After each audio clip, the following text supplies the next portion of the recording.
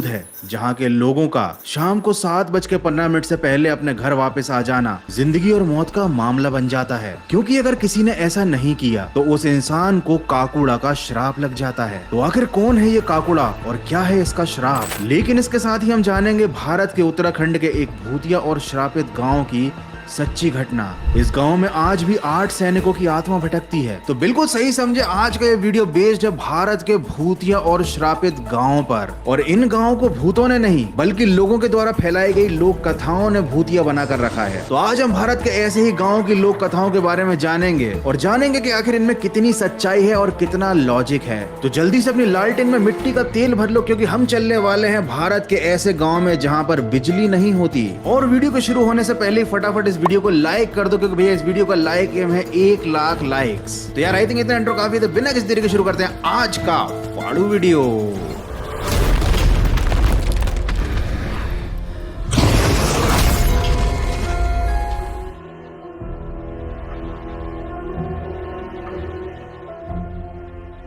उत्तराखंड के चंपावत जिले में एक गांव है जिसका नाम है स्वाला गांव। एक समय था जब ये गांव काफी ज्यादा खुशहाल था। यहाँ पर बहुत से परिवार रहते थे, लेकिन अब ये हालात है कि इस गांव में केवल सन्नाटा रहता है। आसपास के इलाकों में इस गांव का खौफ इतना ज्यादा है कि लोग यहाँ पर आने से भी डरते हैं। और इस डर का सबसे बड़ा कारण है इस गाँव में भटकने वाली 8 आत्माएं। लोगों के मुताबिक साल 1952 में सैनिकों की बटालियन का एक ट्रक यहां से गुजरा था, लेकिन एक एक्सीडेंट की वजह से बटालियन की वो गाड़ी इस गांव के पास मौजूद एक खाई में गिर गई।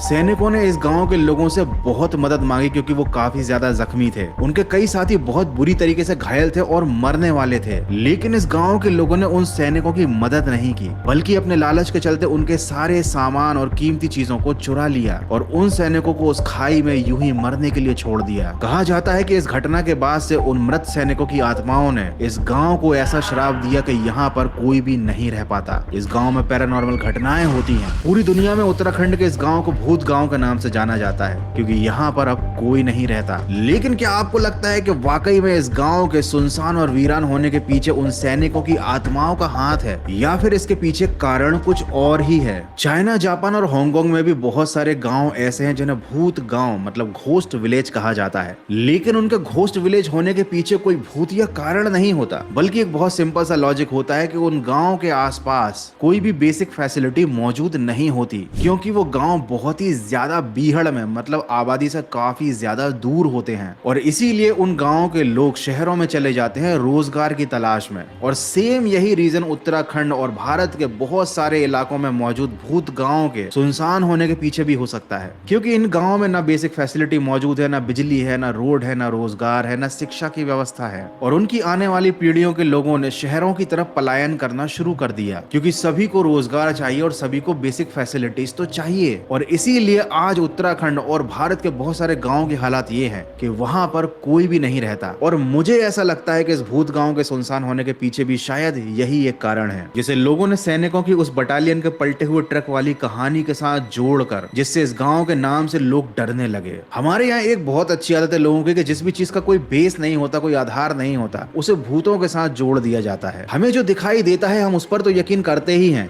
लेकिन हमें जो दिखाई नहीं देता उस पर पक्का यकीन कर लेते हैं। उत्तराखंड का ये गांव है, ये धरती पर एक स्वर्ग की तरह है। अगर आप यहाँ के नजारे देख लेंगे तो ये जगह आपका मन मोह लेगी। टेक्निकली देखा जाए तो ये गांव भूतिया नहीं है, भूतिया तो वो शहर होते हैं जहाँ पर लोग भाग भाग कर जा रहे हैं। अब मैं आपको बताने वाला हूँ एक ऐसी जगह के बारे में जिसका नाम ही सुनकर आपकी हवा टाइट हो जाएगी। उस जगह का नाम है कंकालगढ़। ये एक रेलवे स्टेशन का नाम है और ये काफी ज्यादा स्कैरी जगह है। इस जगह को बना दिया था और इस जगह का नाम कंकालगढ़ होने के पीछे एक बड़ी दर्दनाक कहानी है।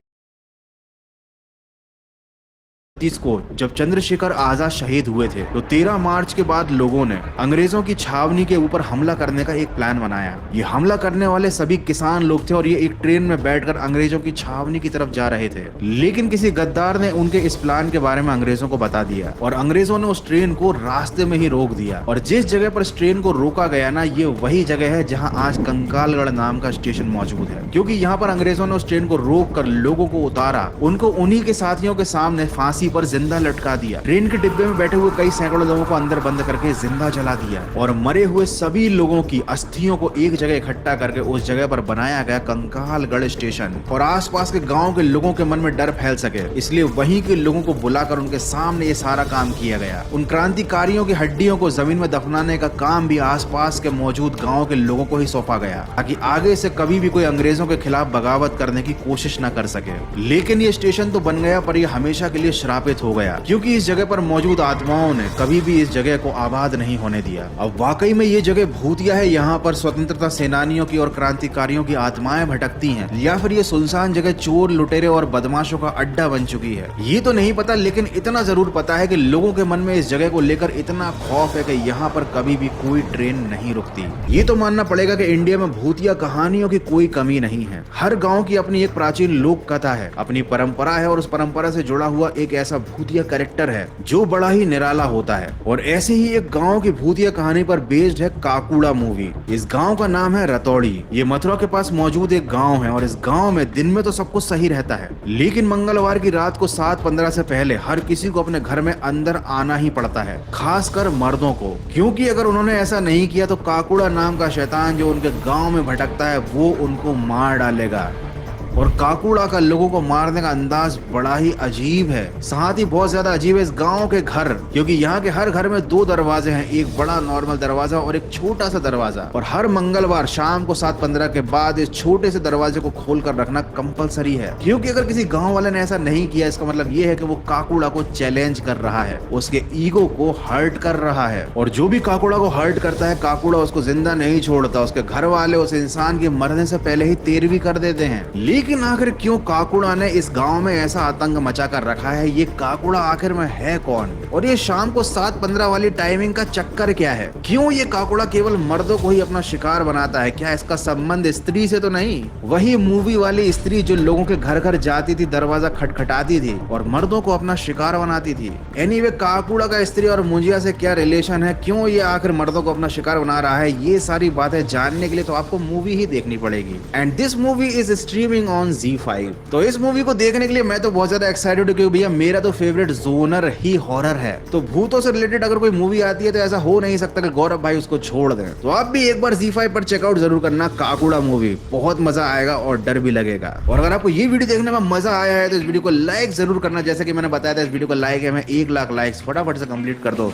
नए हो पहली बार आए चैनल को सब्सक्राइब कर दो और हमेशा याद रखो कि हर भूतिया कहानी के पीछे का जो रीजन है वो भूत नहीं होते, भूत होते हैं, एग्जिस्ट करते हैं। मैं भी मानता हूँ, मैं भी डरता हूँ, लेकिन इसका मतलब ये नहीं है कि हर कहानी सच्ची ही हो। कभी कभी हमें जो दिखाया जाता है ना वो सच नहीं होता। अगर हम लॉजिक का इस्तेमाल करके सोचेंगे, थोड़ा सा दिमाग लगाएंगे तो सच्चाई हमारी आंखों के सामने आ जाएगी। फिर भी जस्ट फॉर योर सेफ्टी अगर कोई कहता है कि